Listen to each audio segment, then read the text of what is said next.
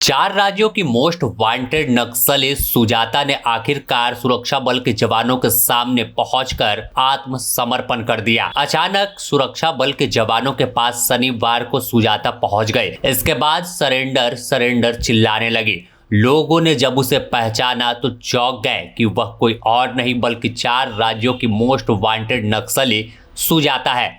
सुजाता पर 4 राज्यों की पुलिस ने इनाम रखा था और 1 करोड़ रुपए का इनाम था और इसके आत्मसमर्पण से 4 राज्यों की पुलिस ने चैन की सांस ली है और साथ ही नक्सलियों की कमर टूट गई है, उनका मनोबल टूट गया। तो चलिए जानते हैं कि आखिर सुजाता कौन थी और कैसे कुख्यात बन गई।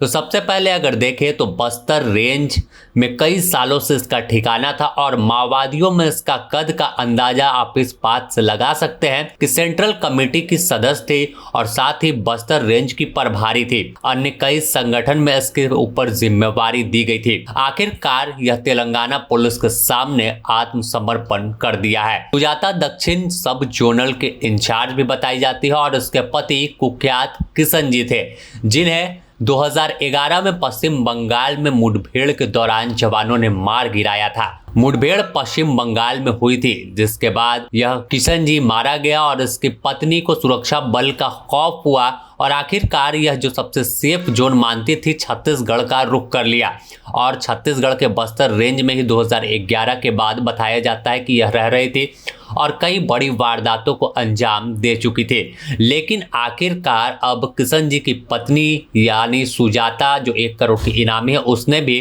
पुलिस के खौफ से और अपने उम्र के बढ़ते पड़ाव को देखते हुए उसे लगा कि अब अगर हथियार नहीं छोड़ा तो हाल इनके पति जैसा होगा या फिर जैसा हाल भास्कर का सुरक्षा बल के जवानों ने किया है वैसा हो जाएगा। आखिरकार इसने आत्मसमर्पण कर दिया।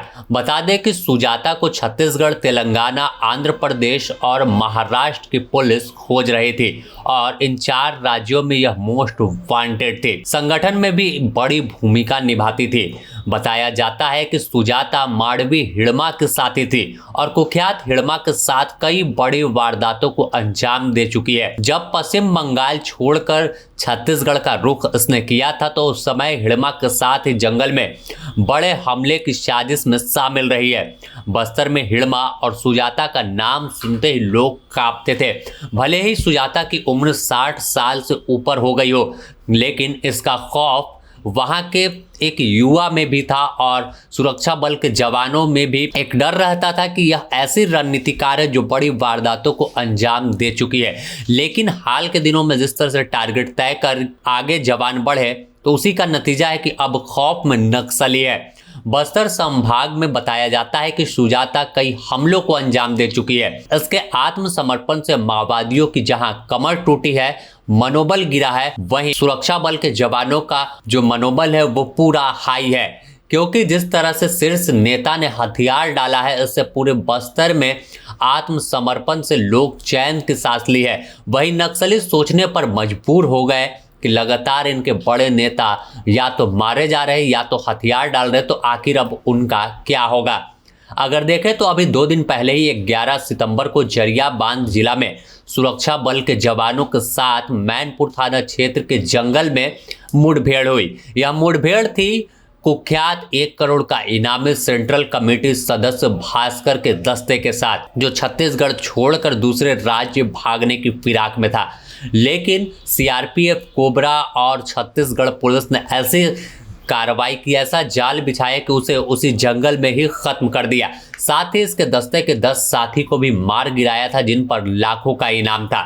इसके बाद नारायणपुर जिले में 17 नक्सलियों ने आत्मसमर्पण कर दिया और बीते कुछ दिन पहले अगर देखें तो 1 करोड़ का इनामी बसव राजू को मुठभेड़ में करेगुट्टा की पहाड़ी इलाके में मार गिराया था। तो यह बताने को काफ़ी है कि 2026 जब आएगा तो एक नया सवेरा होगा, जिसमें लोग खुलकर बिना खौफ और बिना बारूद वाले जंगल में घूम पाएंगे और एक नया सवेरा जब आएगा तो पूरा छत्तीसगढ़ ही नहीं पूरा देश खिलखिला उठेगा, क्योंकि उस वक्त नक्सलियों का खौफ खत्म हो जाएगा। अब हिड़मा देवा और दामोदर जैसे कुछ ही नक्सली जो बड़े बचे हैं छत्तीसगढ़ में, उनका भी सफाया जल्द होगा। क्योंकि जिस तरह से अभियान पूरे रेंज में चल रहा है, चाहे हम बीजापुर की बात करें, बस्तर की करें, नारायणपुर की कर ले, अबूझमाड़ का उस जंगल की बात कर ले, या फिर जिस तरह से जरिया बांध में कार्रवाई हुई, तो संयुक्त ऑपरेशन चल रहा है। और संयुक्त ऑपरेशन में टारगेट एक ही है कि 31 मार्च 2026 नक्सलियों का द एंड हो जाए। और यही कारण है कि नक्सली अब खौफ में हैं और कई बड़े नक्सली हथियार डालने को मजबूर है।